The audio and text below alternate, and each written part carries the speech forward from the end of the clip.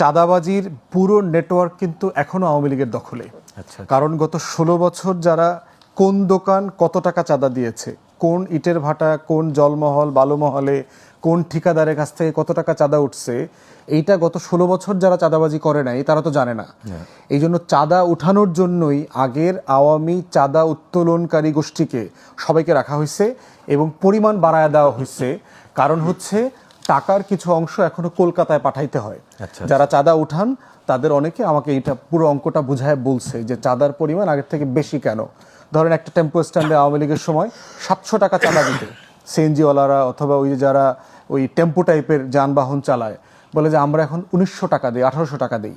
তো যিনি উঠায় তাকে জিজ্ঞেস করলাম যে টাকা বেশি নিচ্ছ কেন?